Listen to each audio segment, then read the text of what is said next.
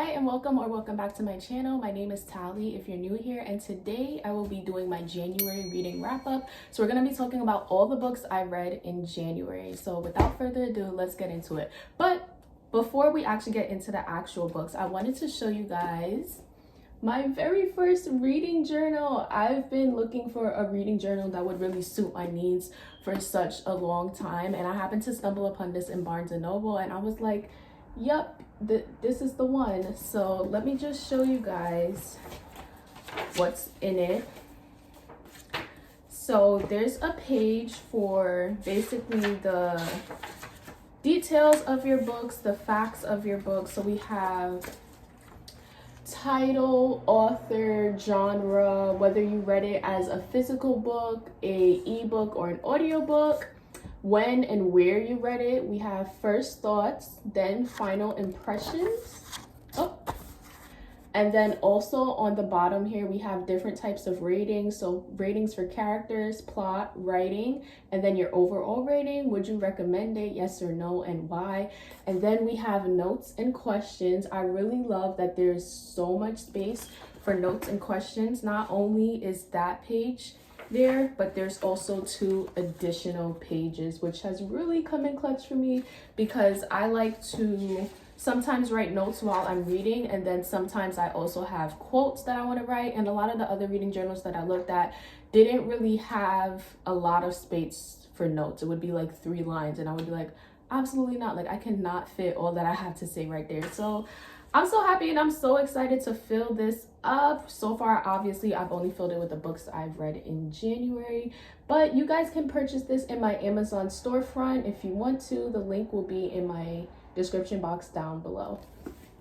Now let's get on to these books that I read in January. I'm not gonna lie, January was not the best month for me in reading, but it's kind of hard to say that because the majority of the books I read in January were terrible, but then it ended so strongly. But I'm just gonna start in order. So the first book I read was The Resurrection of Wildflowers.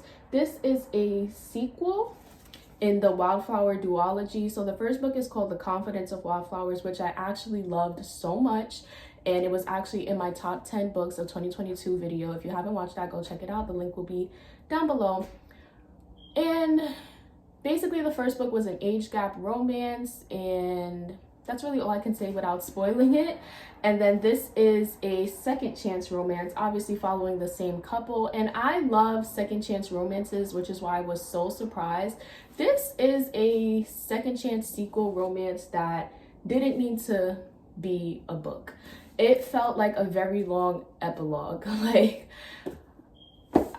I don't know. I really don't know what to say. It just felt like we could have fit this into the first book as the last couple of chapters or the epilogue. It really didn't have to be a whole book. And even as a book, it felt so drawn on. Like, okay, you made it a book, but now you're really just dragging it on and on. This is a 400-page book. And when I tell you guys it did not have to be that way, I promise you it did not have to be that way. I was just so disappointed because I wanted to read this duology for so long, and the first book did not disappoint me. But this one, wow. And I hate when books have such pretty colors and covers and just don't deliver, you know? So I rated this book 2 stars, honestly. 2/2 out of 5. I don't know. I don't even want to give it the 0.5, honestly. I rate this book 2 stars because it just really didn't need to be a book. I felt like nothing was going on, but we just kept dragging it. Can you imagine 400 pages of nothing really going on? Yeah, exactly. But I didn't DNF it, so there we go. Moving on to the second book I read in January. This was also a sequel. I don't know if you guys remember, but I feel like it was in my top 10 books of 2022. I said that I was going to be reading only series books in January. I kind of made that the theme. So this is also a sequel, Good Girl, Bad Blood. And it is the sequel to A Good Girl's Guide to Murder, which is another first book that I actually enjoyed. I rated it 5 stars, but looking back, I feel like maybe I want to go down to a 4 star, but I'm not entirely sure. this was just straight up boring to me. I'm sorry. I found it very hard to get through. I know a lot of people love this series, and like I said, I did love the first one. But now I'll definitely watch the TV show, but I don't think I'm gonna, yeah, like I can't read the third book because I didn't even finish the second book, honestly. But I will definitely be watching the TV show when it comes out. I think it'll maybe be better on a screen, but this was just boring to me. Like the premise of it was cool, the mystery that we were trying to figure out was cool, but it just felt like I was 236 pages in and I was just like, this is a whole bunch of nothing. And the first book wasn't like that. Surely it was not like that. I remember the first book having some dry spots, feeling like it was dragged on from time to time. But overall, I still enjoyed it. This just felt like I was struggling to get through it. And I was just like, I'm not going to finish it because what is the point? Well, like, what is the point on wasting my time on books that I'm not enjoying and loving? Like, it just literally makes no sense because I'm reading for entertainment and it wasn't entertaining me. So I rarely DNF books, but we're going to start in 2023. I don't feel bad about it. I did look up what happened towards the end. And I mean, I feel like I would have to read it to really determine if I like that ending or not, because I don't know, like hearing it from other people, I just feel like it's different. Like I would have to actually see how exactly it went down in the book, which I'm not gonna do. But even people who finished the book, a lot of people said that the ending and the plot twists were kind of just like all jam-packed in the ending, and I don't like that either. So I gave this book 2 stars again. So like I said, January just wasn't really giving for books for me, and it is what it is. I didn't finish it. It wasn't entertaining to me.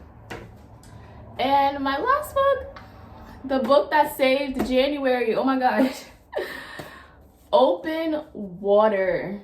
Oh my gosh, go read this book. If you're a Black person, go read this book. If you're a Black man, extra, go read this book. I thought this book was going to be just a love story, and it absolutely is, but it is so much more than that. This book is profound and intimate in so many ways that it just blew my mind. Like, I've just finished it. I finished it February 2nd. But I'm still gonna count it as a January book because I read the majority of it in January. Woo. I'm not going to talk too much about this book because I want to do my own separate video giving a non-spoiler review and a spoiler review. But all I can say is that it was beautiful. I underlined I don't know, yeah, you guys can barely see, but I underlined so many things in this book. I'm not even really an annotator, but I'm starting to get into it.